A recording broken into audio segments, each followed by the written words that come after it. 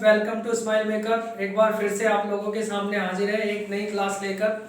और जैसा कि आप लोगों को पता है कि हमने लास्ट लेक्चर में प्रॉफिट एंड लॉस के 8वां पार्ट किया था। 8 पार्ट के बाद हमने उसको बोला था कि वो फिनिश हो गया, नया चैप्टर शुरू करेंगे, लेकिन उसमें क्वेश्चंस कुछ रह जाते हैं जिसको हम बोलते हैं डिस्काउंट। ठीक है ना, तो डिस्काउंट के कुछ क्वेश्चन हम यहाँ पर डिस्कस करेंगे स्टूडेंट। ठीक है, ताकि आपको अगर इस पोर्शन में से कोई क्वेश्चन आता है तब भी आप उसको इजी तरीके से पेपर में कर पाए। तो ठीक है, शुरू करते हैं ताकि हम और ज़्यादा से ज़्यादा क्वेश्चन कर पाए, ज़्यादा समय नहीं लेंगे।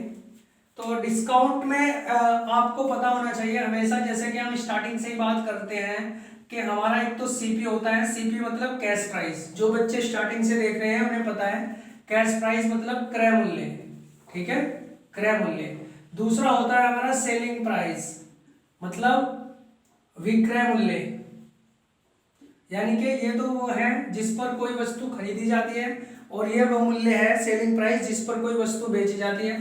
फिर एक चीज एमआरपी आती है। एमआरपी मतलब अंकित मूल्य, जिसको हम बोलते हैं हिंदी में अंकित मूल्य, यानी कि जो उस पर छपा हुआ मूल्य होता है। जो आप बेसिकली देखते हो, कोई भी प्रोडक्ट आप अगर खरीदते हो मार्केट से, उस पर छपा रहता है सपोज करो 150 रुपये, तो आप बोलते हैं कि भैया इस पर छूट कुछ मिलेगी, तो वो शायद आपको 140 में पड़ जाए, तो वहां से 10% 10 की क्या आ जाती है, छूट आ जाती है। ठीक है, लेकिन ये जरूरी थोड़ा है कि इसका कैश प्राइस है, ये तो इस पे अंकित मूल्य है, तो ये तो हुआ एमआरपी। तो इसका कैश प्राइस कुछ ऐसा रहा होगा अगर आप एक बात बताओ, अगर 150 रुपये उस पर छपा हुआ है, तो इसका मतलब ये थोड़ा है कि वो वस्तु बनाने में 150 ही लगे थे, उससे कम रुपया लगा होगा। सपोज करो 100 रुपये लगे होंगे उसकी कॉस्ट में, तो वो उसका कैश प्राइस था। ठीक है, उसके बाद जो उस पर हमने छाप दिया 150 रुपये, वो उसका एमआरपी था। उसके बाद जब वो 140 में मिल गई तो वो उसका सेलिंग प्राइस था। ये इस तरह की सारी चीजें होती हैं। ठीक है ना, तो ये चीजें जाननी बहुत जरूरी होती है। तो जिन स्टूडेंट्स जो हमसे स्टार्टिंग से जुड़े हुए हैं उन सबको ये चीजें पता है, तो इसलिए हम डायरेक्ट शुरू करेंगे। अब बात आ रही है डिस्काउंट की। तो डिस्काउंट हमेशा किस पे दिया जाता है, एमआरपी पे। तो यहाँ पे सिर्फ हम किसकी बात करेंगे, एमआरपी की। किसकी, एमआरपी की। क्यों? क्योंकि जो छूट दी जाती है, जो डिस्काउंट दिया जाता है, वो हमेशा किस पे दिया जाता है, एमआरपी पे दिया जाता है। ठीक है, और उसका डिस्काउंट का या बट्टे का, इसको छूट भी बोल सकते हैं, बट्टा भी बोल सकते हैं, डिस्काउंट भी। ठीक है ना, तो जो छूट का हमेशा प्रतिशत निकलता है वो हमेशा किस पे बताया था मैंने, एमआरपी पे स्टार्टिंग में, और इनटू 100 से करेंगे क्योंकि प्रतिशत निकालना है। तो बस इतनी चीज और याद रखनी है। ठीक है, तो अब देखते हैं। जैसे मैं आपको बोलूं, कई बार इस तरीके से क्वेश्चन आ जाता है, अगर आपको क्वेश्चन 1 करके लिख सकते हैं कि वो बोल देता है कि 20% प्लस 20%। ठीक है, दो क्रमिक बट्टे दिए गए। क्वेश्चन किस तरीके से बोलेगा कि एक विक्रेता किसी वस्तु पर 20% और फिर उसके बाद 20% के दो क्रमिक बट्टे देता है, तो उसकी छूट का प्रतिशत बताओ, ऐसे पूछ लेता है ना, छूट का प्रतिशत क्या है, इस तरीके से पूछ लेता है। यानी कि जब एक ही वस्तु पे समान मूल्य वाली कोई वस्तु है, उस पे एक ही बार पहले 20% की छूट, फिर 20% की दो लगातार छूट दी जाएगी, तो उसका जो छूट का प्रतिशत क्या होगा, इस तरीके से पूछ लेता है। तो इसको, इसी क्वेश्चन को दूसरे तरीके से ऐसे भी बोल सकता है कि इन दो क्रमिक बट्टे को एक बट्टा बनाना है, एक में कन्वर्ट करना है, यानी कि इनका कंबाइन बट्टा बनाना है। तो जब भी ऐसा होगा तो समझना आप किस तरीके से होगा, समझना। अब आप एक चीज समझो कि कोई वस्तु 100 रुपए की है। ठीक है, इसको हम कई तरीके से देखने का प्रयास करेंगे, है ना।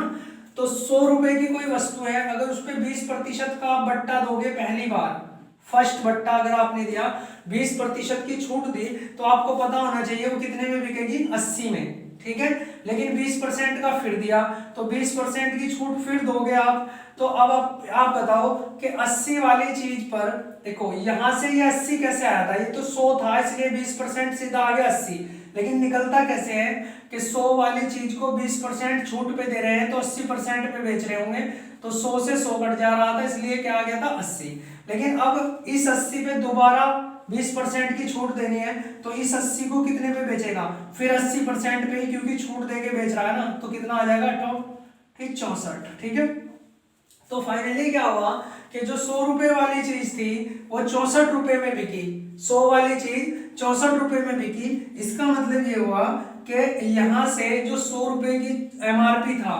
एमआरपी कितना था 100, लेकिन सेलिंग प्राइस कितना है 64 रुपए, तो इसका मतलब 36 रुपए की क्या गई, छूट गई यहाँ पे, छूट, डिस्काउंट जो था वो कितना था 36 रुपए का। अब अगर इसका प्रतिशत वो निकालता है, अगर इसका प्रतिशत निकालता है तो कैसे निकलेगा, 36 का छूट दी किस पे दी, एमआरपी 100 था, और इनटू जब 100 से करेंगे तो क्या आएगा यहाँ 36%, ठीक है, इस तरीके से।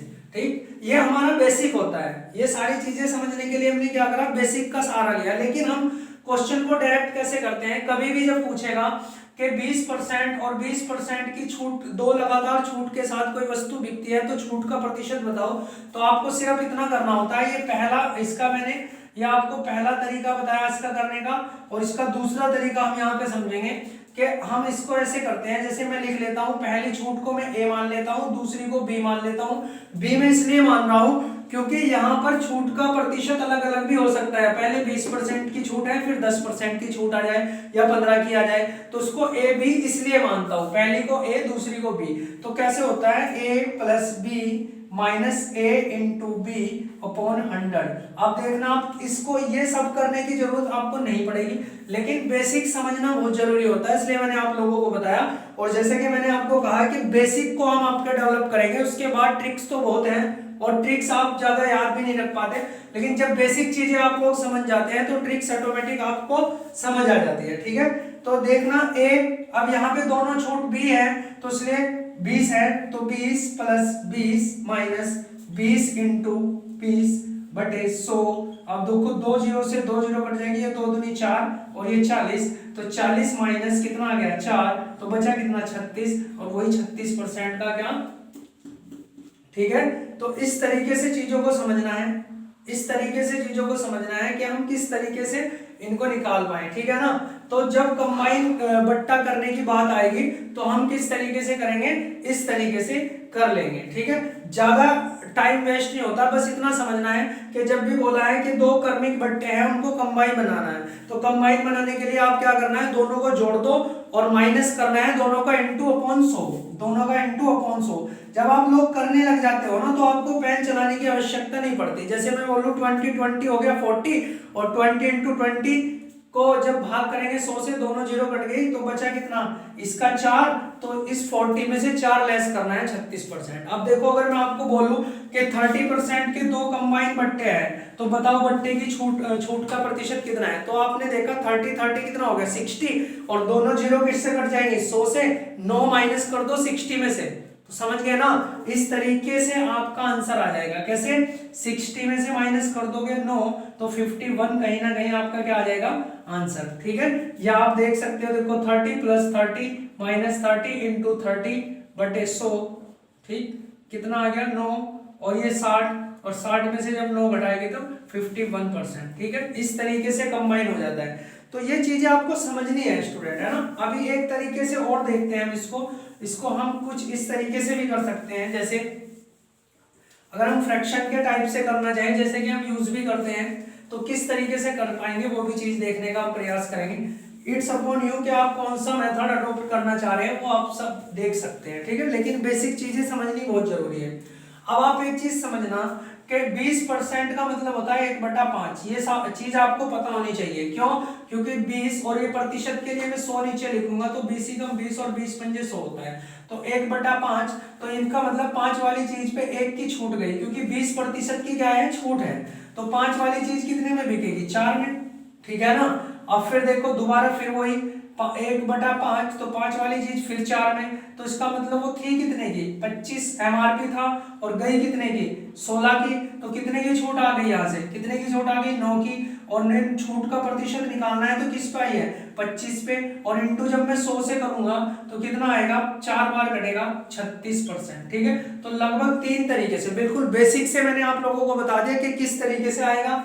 फिर मैंने आपको बता दिया कि a प्लस बी, ये पहली छूट ये दूसरी छूट, a इंटू बी बटे 100, ठीक है। जब बच्चा प्रैक्टिस कर लेता है तो इससे भी बहुत जल्दी निकाल देता है, और कहीं ना कहीं इसमें भी कैलकुलेशन ज्यादा है, तो सबसे फास्ट तो आपके लिए यही आपको बोलूं कि आप 10% के दो क्रमिक बट्टे को एक सिंगल बट्टा बनाना है ना। ये जैसे मैंने पहला क्वेश्चन लिखा था, ऐसे ही क्वेश्चन नंबर 2 लिख सकते हैं कि 10% और 10% के दो क्रमिक बट्टे हैं, इनको एक छूट में बदलना है, इनको कंबाइन करना है, इनकी एक छूट बनानी है। तो आप एक चीज समझना, आपको दिमाग में ये रहना चाहिए। तो पहले दोनों जुड़ गए, कितना आ गया 20, फिर दोनों की गुणा होगी, बटे में 100 भी है, 0 से 0 कट गई, 1 माइनस कर दो 20 में से, तो क्या 19%। सबसे फास्ट जो रिजल्ट देगा आपको ये देगा, ठीक है। तो इसलिए आपको इसको अपने दिमाग में क्या करना है, सेटअप करना है। इसके बाद प्रॉब्लम कहाँ आती है, तो प्रॉब्लम जो आएगी आपको, प्रॉब्लम आ सकती है फ्रैक्शन वाली वैल्यू में। जैसे ये तो मैंने आपको बोल दिया, ठीक है ना, ये तो मैंने बोल दिया कि इस तरीके से कर लो, लेकिन अगर वो छूट दे दे कि 30%, 20% और 10% को कंबाइन बनाओ, अब आपके पास ए और बी ही है, ठीक है, तो फिर क्या होगा, फिर आपके लिए बेस्ट जो रहेगा वो फ्रैक्शन वाला मेथड रहेगा। तो यही चीजें समझनी होती है स्टूडेंट, और वही चीजें मैं आप लोगों को समझाने का यहाँ पे प्रयास कर रहा हूँ कि आपको क्या करना है, आपको सिर्फ क्वेश्चन को देख के ये समझना है कि इसको करना किस तरीके से है। इसीलिए हमारे द्वारा ये पुरजोर कोशिश की जा रही है ताकि आप लोगों को हर तरीके का कॉन्सेप्ट यहाँ पे सिखाया जाए। तो अगर कभी भी दो चीजों के बारे में बात करेगा तो सबसे बेस्ट ये रहेगा, अगर वो लगातार 3 कंबाइन दे दे तो उसके लिए फिर बेस्ट आपके लिए ये फ्रैक्शन वाला हो जाता है, क्योंकि अगर आप 100 से भी करोगे, जो बेसिक तरीका करोगे, तो बहुत लेंथी हो जाएगा। तो यही चीज समझनी है, जब भी दो डिस्काउंट देके कंबाइन पूछेगा तो इससे कर दीजिए, और अगर वो 3, 4, 5 कितने भी देकर कंबाइन पूछता है तो उस समय फ्रैक्शन आपके काम आती है। जैसे मैं अगर इसकी बात करूं कि इसे क्वेश्चन नंबर 3 भी आप लिख सकते हो, क्योंकि आप नोट्स बना रहे हैं तो प्रॉपर तरीके से बनाइए। पहला क्या था, 20% की एक कंबाइन छूट बनानी है, 10% 10 की एक कंबाइन छूट 19%, इसकी मैंने कितनी बताई थी 36%, कई तरीकों से बताया। अब तीसरा आप समझ सकते हैं कि 30%, 20% और 10% की एक कंबाइन छूट बनानी है, तो कैसे बनाएंगे वो चीज समझनी है। देखना, अब देखो 30% है, 30% का मतलब हो गया 30/100, इसका मतलब 3/10। तो 10 वाली जो चीज थी वो कितने में गई, 7 में, क्योंकि 3 की छूट पे गई। फिर 20% को 1/5 लिखते हैं, तो 5 वाली चीज कितने में गई, 4 में। फिर 10% को 1/10 लिखते हैं, तो 10 वाली कितने में गई, 9 में। अब देख लेते हैं, अगर कोई कट रहा है तो काट सकते हैं, अगर नहीं कट रहा तो कोई दिक्कत नहीं है। देखो 2 से इसको काट लो और 2 पंजे इसको काट लो एक बार, है ना, 2 से कट जाएगा। तो अब क्या करोगे, 25 और 10, 250 तो ये आ गया, गुना करी है मैंने इसकी, है ना। अगर किसी को लग रहा है तो क्या किया, ये गुना की है। फिर गुना इधर कर लो आप, 7 नीम कितने होते हैं 63, और 63 दूनी होते हैं 126, है ना। 63 दूनी कितना होगा, देखो 7 नाम 63 होता है, और इसका डबल करोगे तो 6 का डबल 12 और 3 का डबल 6, 126। तो आप समझना 126। अब आप चीज समझेंगे कि जो एमआरपी था वो एमआरपी कितना था 250, और वो बिकी कितने में, सेलिंग प्राइस कितना 126, तो कितने की छूट आ गई, इसमें से लेस कर देंगे, ठीक है। तो जब 250 में से आप लेस करने जाओगे, ये क्या आएगा, ये 10 यहाँ आ जाता है कैरी, है ना। तो 10 में से 4, 6 गया तो 4 आएगा, यहाँ 4 बचा तो कितना बचेगा 2, और यहाँ तो ये है ही, तो 124, ठीक है। तो छूट कितने की गई 124 की, लेकिन अगर वो कंबाइन कह रहा है ना, तो कंबाइन करने के लिए 124 बटे क्या करना है, किस पे गया वो 250 पे, इंटू 100 भी करोगे तो ये कट जाएगा, 5 से 5 से 2, तो इसकी गुणा करके 5 से आप जैसे ये करेंगे, कैसे करेंगे, 24 दूनी 48 और 2 ये 248 आ जाएगा, और बटे में 5, और इतने परसेंट और काटना चाहें तो और काट सकते हैं, ठीक है। तो उम्मीद है कि ये चीजें आप लोगों को समझ आ रही हैं। अब हम थोड़ा कुछ क्वेश्चंस के माध्यम से चीजों को समझने का प्रयास करेंगे, ठीक है। स्टूडेंट देखते हैं, क्वेश्चन को देखते हैं।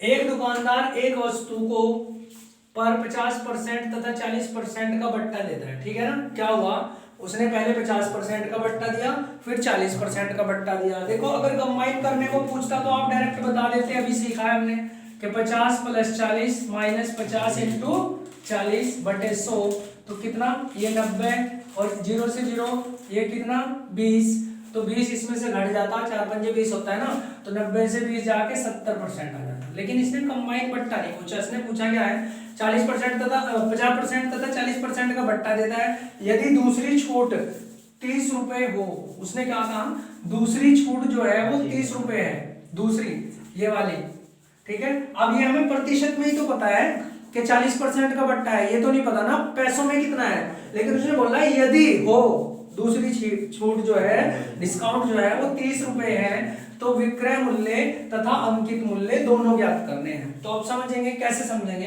देखो 100 रुपए वाली चीज थी, अगर वो देखो 100 वाली चीज अगर 50% के बट्टे पे जाएगी, 50% के बट्टे पे जाएगी तो वो 50 रुपए की बिकेगी। ठीक है, तो सेलिंग प्राइस कितना होगा? 50 रुपए। ठीक है, पता है ना, क्योंकि 100 रुपए वाली चीज देखो 100 वाली वस्तु को 50% छूट पे, इसका मतलब 50% पे ही बिकेगी।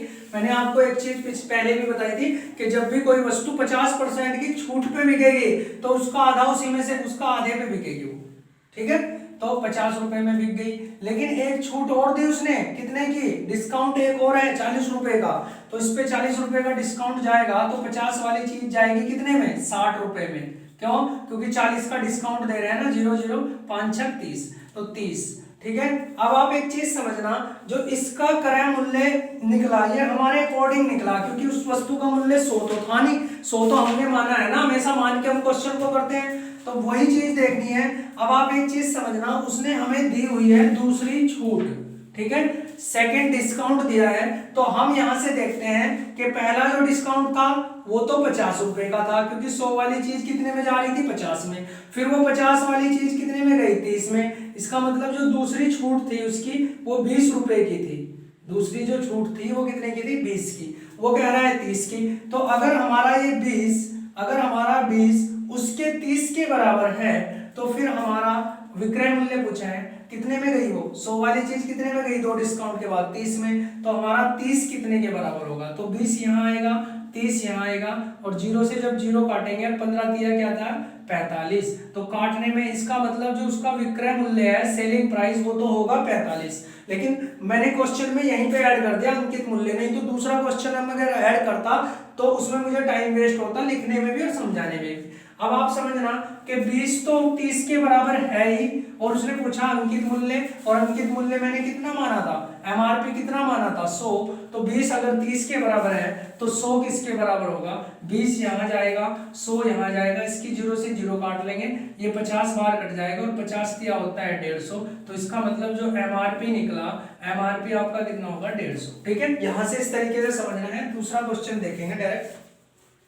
एक दुकानदार एक वस्तु पर 1600 रुपए अंकित करता है। ठीक है, इस बार उसने हमें मानने की जरूरत नहीं, हमें पता है 1600 रुपए क्या है? एमआरपी है, उसने बोल दिया 1600 रुपए अंकित करता है तथा 10% और x%। देखो, एक 10% की छूट देगा तो यहाँ किसी वस्तु बिकेगी, और फिर उस पर x% की छूट देगा वो, और फिर यहाँ कुछ बिकेगी। ठीक है, तो 10% और x% के 2 बट्टे देता है। यदि वह वस्तु को 1224 रुपए में बेचता है, तो फाइनली दे दिया कि यह वस्तु कितने में बिकी? 1224 रुपए में बिकी है। ठीक है, बेचता है तो x का मान बताना है।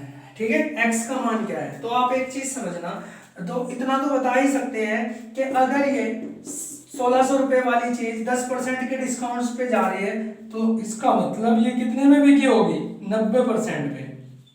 0 से 0 काटेंगे, 0 से 0, एक 0 पहले ही बढ़ा लेंगे, और 6 देखो 9 छिक होते हैं, 54 का 4 आ जाएगा। ठीक है, और 5 हमारा कैरी हो जाएगा, 9 कम 9, 5 होता है कितना? 14।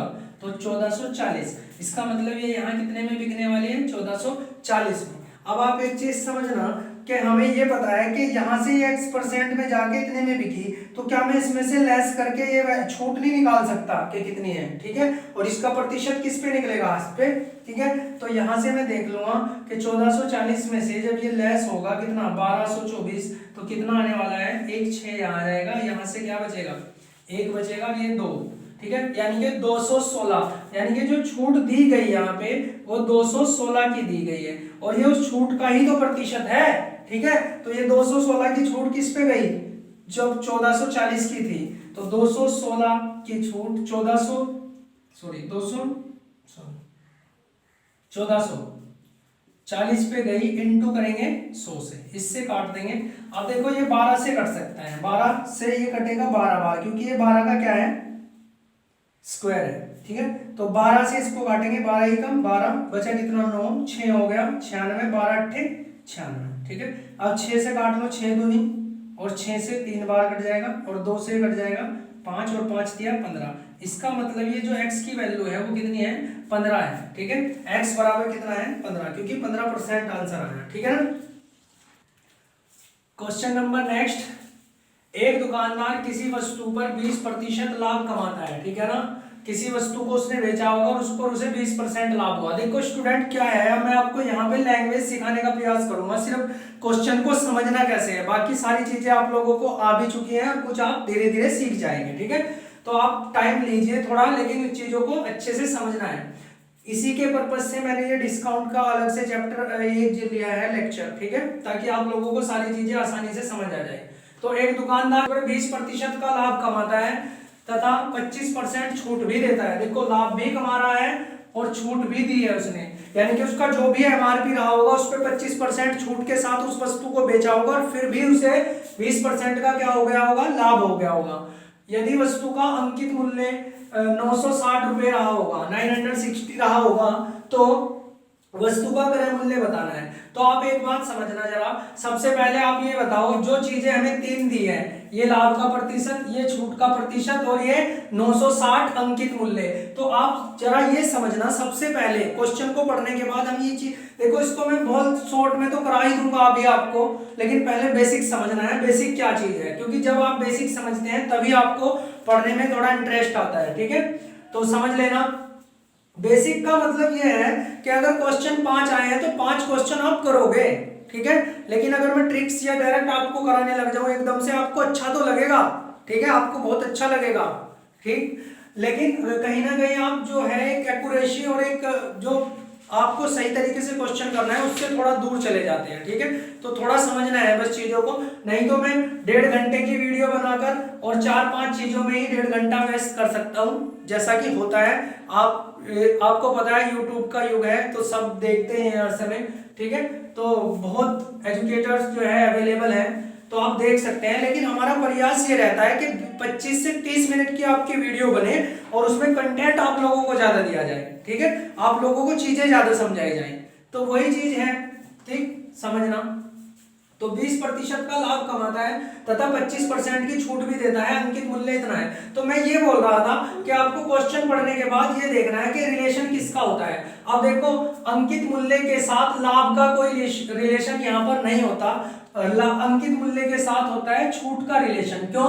क्योंकि हमने अब तक यही पढ़ा है, जो भी हम प्रॉफिट एंड लॉस पढ़ रहे हैं हमने यही पढ़ा है कि जो छूट दी जाती है हमेशा किस पे दी जाती है, अंकित मूल्य पे। तो यहीं से पकड़ेंगे, अगर 960 रुपए वाली वस्तु थी और 25% की छूट पर बिकी तो कितने में बिकी होगी, 75% पे बिकी होगी। बताओ, ये चीज आती है नहीं आपको? अगर कोई भी वस्तु है वो 960 रुपए एमआरपी की है और उस पर 25% छूट देकर बेचा, तो इसका मतलब ये इसका 100% एमआरपी है और 25% छूट के साथ तो वो 75% पे बिकी होगी ना। ठीक है, तो वही चीज देखते हैं 75% पे कैसे बिकती है।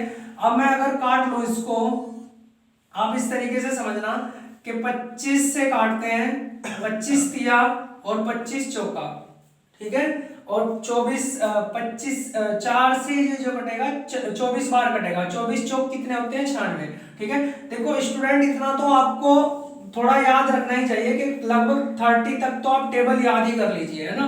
बाकी मैं कोशिश करूंगा आपको कि स्क्वायर रूट और स्क्वायर किस तरीके से आप लोगों को समझाए जाए, कम से कम समय में आप चीजों को समझ पाए, लेकिन फिर भी आपको याद रखनी चाहिए, क्योंकि अगर आपको एक्यूरेसी चाहिए और स्पीड चाहिए तो कहीं ना कहीं वो चीजें आपका बहुत ज्यादा क्या करती है, फायदा कर देती हैं। तो समझना, तो ये 24 बार कटेगा, ठीक है, और ये 0 और 24 दिए होते हैं 72, तो इसका मतलब ये होगा 720 रुपए में वो वस्तु क्या हुई, बिकी। सेलिंग प्राइस उसका कितना आया, 720। भले ही क्वेश्चन डिस्काउंट का है, लेकिन इसमें मैं ये प्रयास कर रहा हूं कि आप प्रॉफिट एंड लॉस को भी सही तरीके से समझे, क्योंकि उसी का पार्ट है। तो हमने सबसे पहले क्वेश्चन को पढ़ा कि इतने परसेंट लाभ होकर भी 25% छूट पे बिकी, अगर उसका अंकित मूल्य इतना था तो वस्तु का क्रय मूल्य बताओ। तो हमने देखा कि लाभ का इसके साथ कोई रिलेशन नहीं होता। 25% का, देखो स्टूडेंट मेरा अपना ही जो है नजरिया है क्वेश्चन को देखने का, और उससे मुझे बहुत लाभ मिलता है, क्वेश्चन बहुत जल्दी होते हैं। तो वही चीज मैं आप लोगों को दिखाने का यहाँ प्रयास कर रहा हूँ कि 25% छूट के साथ अगर इतने वाली चीज बिकी तो 75% में बिकी होगी, तो काटने के बाद मुझे पता चला कि वो 720 में बिकी 75 में। तो जब 720 में बिक गई तो अब मैं कह सकता हूं कि अगर कोई वस्तु 720 रुपए में बेचने से मुझे क्या हो रहा है, 20% का लाभ हो रहा है, तो मुझे पता है कि सेलिंग प्राइस का संबंध लाभ से होता है। ठीक है, क्योंकि मुझे पता है इसमें मेरा 100% वैल्यू भी है जो मेरा सीपी है, कैश प्राइस जितने मैंने खर्च किए थे, और प्लस 20% का मुझे इस पे लाभ भी हुआ, प्रॉफिट, तो इसका मतलब ये 120 के बराबर है। ठीक है, तो मैं कह सकता हूं कि 120% बराबर किसके है, 720 के। निकालना क्या है, वस्तु का क्रय मूल्य, वो कितना होता है 100%। ठीक है, परसेंट को चाहे ना भी लिखो आप, ठीक, तो ये जाएगा इसके बटे में और 100 जाएगा गुना में, तो जब आप इसको काटोगे तो 12 छीक होता है 72 और ये आ जाएगा 600। तो इसका मतलब वस्तु का जो क्रय मूल्य था 600 था। ठीक है, इस वीडियो इसको आपको बार बार देखना है, अगर किसी को नहीं समझ आया तो दोबारा से देख सकते हैं, यूट्यूब पे आपको ये फैसिलिटी है कि आप इस चीज को रिवाइज करके दोबारा से देख सकते हैं। लेकिन मुझे उम्मीद है कि मैंने आप लोगों को समझाने का पूरा प्रयास किया है, आपको समझ भी आया हो। ठीक है, तो नेक्स्ट क्वेश्चन हम देखेंगे यहाँ पे कि एक दुकानदार एक वस्तु के अंकित मूल्य पर 12% की छूट देता है। देखो एक चीज समझना स्टूडेंट, है ना, कुछ स्टूडेंट चाहते हैं कि इस क्वेश्चन को हम थोड़ा और जल्दी कर लें, तो उनके लिए भी थोड़ा सा मैं कोशिश करूंगा, क्योंकि कुछ एडवांस स्टूडेंट भी हमारे पास होते हैं और उनके लिए भी उनका भी देखना है। तो एक चीज समझना, आपको क्या समझना है, देखो जब भी दो चीजें देगा आपको, ये तो ये समझ लो क्रय मूल्य दिया या एमआरपी दिया, इसे कुछ भी दे सकता है, इसे छोड़ दो आप इतना समझना कि उसने एक तो दिया है 20% का लाभ और एक दिया है उसने 25% की छूट। ठीक है, तो आपको क्या करना है, इस डिस्काउंट को अगर 25% घटा दूं तो कितना बचता है, 75। तो 75 जो हमारा निकलता है वो हमेशा सीपी निकलता है, 75 जो हमारा निकलता है वो हमेशा क्या निकलता है, सीपी। इतना सिर्फ समझना है कि जब भी कहेगा 20% का लाभ देकर इतने परसेंट की छूट दी, तो छूट को जब हम माइनस कर देंगे तो 75 बचेगा, वो निकलेगा सीपी। और लाभ को अगर मैं देखो ये सब कुछ कहां हो रहा है, इस 100 में से ही घट रहा है, क्योंकि हमारा एमआरपी भी 100 है, एमआरपी 100 है, और उस एमआरपी में से अगर 25% कम हो जाएगा तो एमआरपी कितना बचेगा, 25%। तो ये जो 25% एमआरपी बचा, इसको हम हमेशा क्या मान लेते हैं, सीपी। और ये कोई ट्रिक नहीं है जो आपकी फेल हो जाएगी, तो ये हो जाएगा सीपी। और 100% ही हमारा क्या था, क्रय मूल्य, और जब वो 20% लाभ पे बिकेगा तो 120 में बिकेगा, तो ये हमेशा हो जाता है एमआरपी। ये क्या हो जाता है, एमआरपी। तो आप अब एक चीज समझेंगे, देखो समझना क्या है, हाँ क्रय मूल्य पूछा ना, ठीक है, तो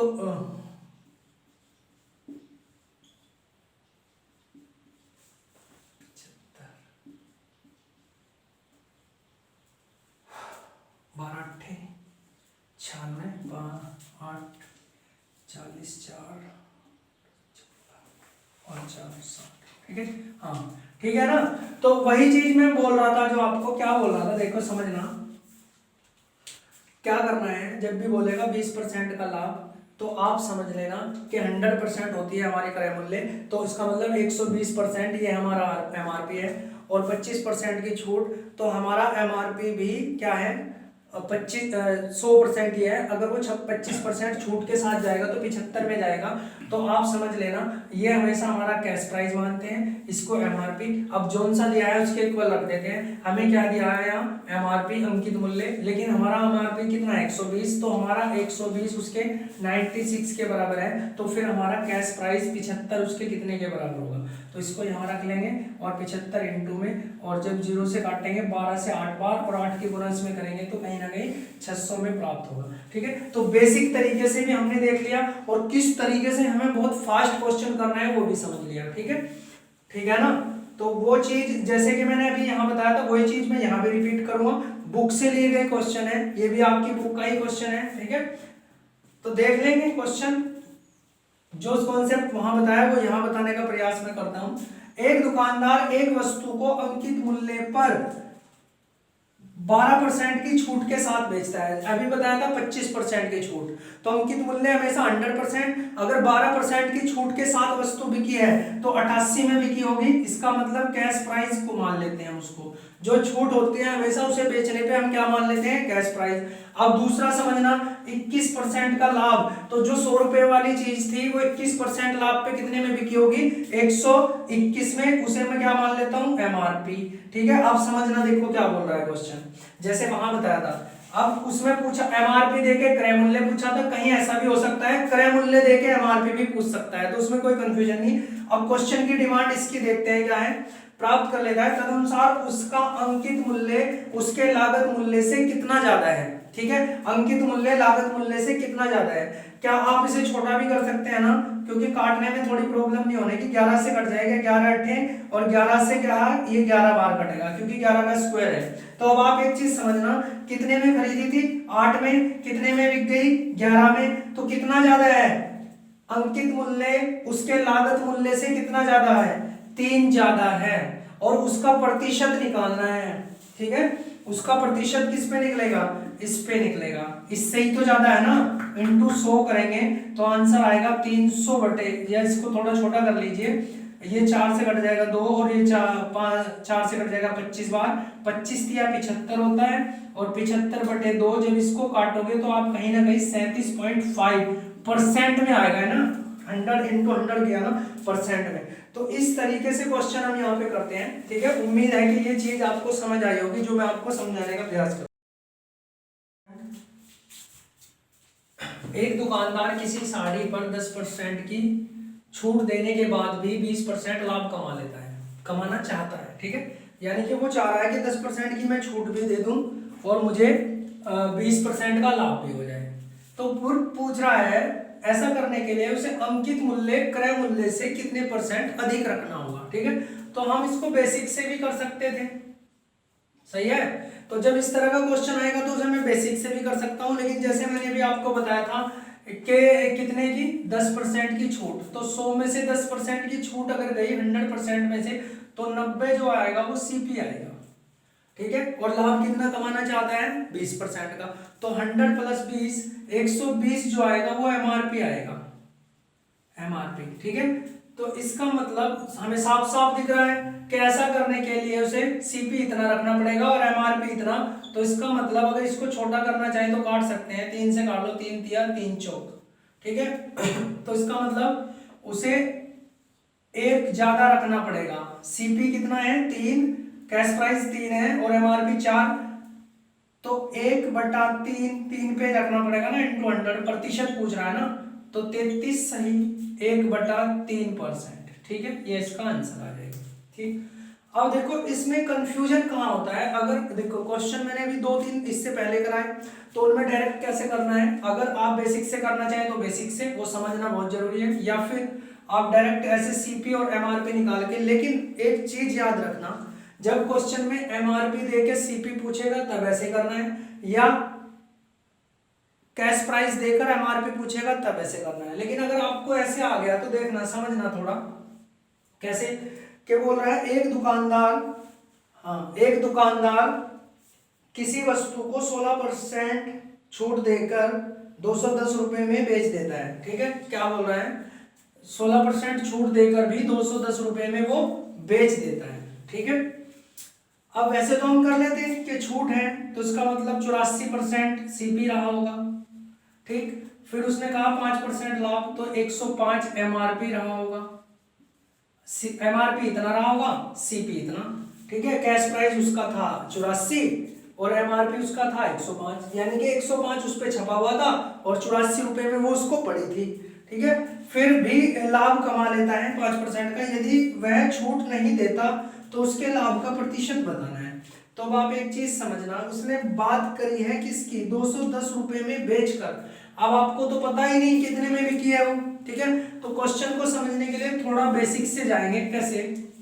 अब आप एक चीज समझना थोड़ा सा, मुझे ये बताओ कि 16% की छूट पे बिकी है कोई वस्तु, कितने रुपए में, 210 रुपए में, 210 रुपए में। ठीक है। अगर वो 16% की छूट पे ना बिकती तो 100% MRP पे बिकती, ठीक है, 100% MRP पे बिकती, लेकिन वो 216 में बिकी, सॉरी 210 रुपए में बिकी और 16% की छूट के साथ बिकी। इसका मतलब इस 210 में 16% की तो छूट आ गई, बचा कितना 84%। इसका मतलब ये 210 रुपए जो है वो 84% MRP के बराबर है, ठीक है। क्यों? क्योंकि हमें यहाँ क्या चाहिए, अगर वो छूट ना देता तो फिर वो MRP पे ही बेचता ना, तो इसका मतलब हमें यहाँ MRP भी पूरा पूरा निकालना है, MRP भी पूरा पूरा निकालना है और उसका सेलिंग प्राइस भी देखना है, ठीक है। तो देख लेंगे हम कैसे। तो हमें इतना पता चल गया कि ये जो 210 रुपए है इनके अंदर 84% MRP है। इन 210 में कितना परसेंट MRP है? 84%। तो मैं बोल सकता हूं कि 84% MRP बराबर है किसके? 210 के। तो पूरा 100% MRP क्या रहा होगा? 84 यहाँ लिख देंगे और 100 यहाँ लिख देंगे, तो ये कट जाएगा 7 से काट लो, 21 से भी कट जाएगा, 21 चौक 84 होता है और 21 ही कम 21 ये 10 बार और इससे ये 25 बार कट जाएगा, तो यहाँ से आ गया 250। इसका मतलब 250 उसका MRP रहा होगा, टोटल MRP उसका कितना रहा होगा? 250 रहा होगा, ठीक है। लेकिन एक चीज उसने और बोली है, ये तो मैंने MRP निकाला, अब मुझे उसका सेलिंग प्राइस भी तो पता, वो कैश प्राइस भी तो पता होना चाहिए, तभी तो मुझे पता चलेगा ना कि वो वस्तु थी इतने की और बिकी MRP पे 250 में, तभी तो पता चलेगा। तो वो कैसे निकलेगा? अब एक चीज समझना, ये 210 रुपए में बेचकर उसे 5% का लाभ भी तो हुआ है। इसका मतलब ये 210 कितने के बराबर है? 105 के बराबर है, तो 100% यहां से निकाल लेंगे। तो पहला स्टेप ये था इस क्वेश्चन का। दूसरे में क्या समझेंगे कि 105 बराबर किसके है? क्यों? क्योंकि 5% का लाभ भी तो हुआ उसे इतने में, ये तो हम पढ़ते हुए आ रहे हैं। तो 105 बराबर किसके है? 210 के। तो 100% क्या होगा? यहाँ से CP निकालना है ना, CP। तो 105 यहाँ आ गया और इंटू 100 यहाँ आ गया और 105 से 210 दो बार कटता है। इसका मतलब उसका CP जो था, कैश प्राइस जो था, वो कितना था? 200 था, ठीक है। अब आप एक चीज समझना, यदि वह छूट नहीं देता तो 250 वाली चीज 250 में ही बेचता और थी कितने की? वो 200 रुपए की। तो कितने का लाभ हो जाता? 50 का। लेकिन लाभ का प्रतिशत पूछ रहा है, जो हमेशा किस पे होता है? क्रय मूल्य पे। क्रय मूल्य कितना? 200 और इंटू में 100 से करूंगा, ठीक है। तो 200 से 100 से 200 दो बार कटेगा और इससे 25 बार कटेगा। इसका मतलब ये हुआ कि 25% का क्या होता है? उसे लाभ होता, ठीक है। तो स्टूडेंट आज हम इतना ही पढ़ेंगे, यही क्वेश्चन करने थे। ये 6 क्वेश्चन आपको दिख रहे होंगे, लेकिन इससे पहले मैंने आपको बट्टे को कंबाइन करना, ये लगभग वो 10 ही हो जाएंगे और उसको बेसिक मैंने आपको बहुत अच्छे से समझाने का यहाँ प्रयास किया है। मुझे थोड़ा टाइम दीजिए स्टूडेंट, ताकि मैं आपको सारी चीजें आसानी से समझा पाऊँ, और जब सारी चीजें आप टाइम देंगे तो मैं थोड़ा अच्छे से समझा पाऊंगा, क्योंकि इसका बेसिक चीजें समझनी बहुत जरूरी है। ट्रिक जो है वो कहीं ना कहीं हमारा कहीं साथ नहीं देती टाइम पे, तो इसलिए सारी चीजें समझनी बहुत जरूरी है। उसके बाद आपको फिर मैथ थोड़ा इजी लगने लग जाएगा। और जैसे कि आपने देखा भी होगा 3 चैप्टर हमारे हो चुके हैं, जिसमें आपने वर्क एंड टाइम है ना, और नल टंकी यानी कि पाइप एंड सिस्टम्स पढ़ लिया, और PL भी हमने पढ़ लिया, और डिस्काउंट भी आज पढ़ लिया। तो लगभग ये चीजें हमारी हो चुकी है, और अभी हमें 15 से 20 दिन लगभग हुए होंगे जब से आपको रेगुलर वीडियोस मिल रही है। तो अगर आप 15 से 20 दिन में मैथ के 4 टॉपिक क्लियर कर पा रहे हो, 3 भी मान लो, चलो 3 टॉपिक क्लियर कर पा रहे हो, और आप ऐसे हो गए हो कि इससे अब आपको कोई भी इस पोर्शन में से कहीं से भी कोई भी क्वेश्चन आ जाए, आप उसको लगभग कर रहे होंगे, है ना। कुछ स्टूडेंट तो ऐसे कर रहे होंगे जो लगभग 95% क्वेश्चंस को कर रहे होंगे। लेकिन अगर कोई नया स्टूडेंट है, शायद ऐसा हो रहा हो कि वो इसमें से 60% ही क्वेश्चन कर पा रहा हो। लेकिन अगर आप अपने नोट्स को जो बना रहे हो उसको प्रॉपर तरीके से पढ़ोगे, समझोगे चीजों को, तो आप सारी चीजें कर पाएंगे, ठीक है। तो अभी देखो टाइम तो थोड़ा लगेगा, लेकिन इस तरीके से पढ़ना है, टाइम भले ही लग जाए हमें, क्योंकि आने वाले जो चैप्टर है हमारे, अगर मैं आगे बात करूं हम ज़्यादा किसकी बात करेंगे, नंबर सिस्टम पढ़ेंगे, संख्या पद्धति पढ़ेंगे, जिसमें प्रॉब्लम्स बहुत आती है स्टूडेंट्स को, है ना। संख्या पद्धति जैसे ही आप खोलते हैं तो स्टूडेंट को लगता है यार मुझे तो मैथ में कुछ भी नहीं आता, क्योंकि उस तरह के क्वेश्चन उसमें आपको मिलते हैं, आप नहीं कर पाते। लेकिन जब हम यहाँ पे वीडियो बनाएंगे 15-20 वीडियो लगभग उसकी शायद बन जाए या 10 वीडियो बन जाए, कोशिश ये की जाएगी कि हर तरीके की चीज़ें आप लोगों को समझाएं, ताकि आप लोगों को सारी चीज़ें समझ आए। और वहाँ पे हम डिविजिबिलिटी वगैरह और आपका यूनिट डिजिट वगैरह उस तरह की काफ़ी सारी चीज़ें सीख जाएंगे, और नए नए जो स्टूडेंट है वो भी नंबर्स को अच्छी तरह से समझ जाएंगे, ठीक है ना। तो कोशिश यही रहेगी कि आपको सारी चीज़ें समझाई जाए, तो आपको थोड़ा कोऑपरेट करना है, ठीक है। मिलते हैं नेक्स्ट वीडियो में, तब तक के लिए गुड बाय।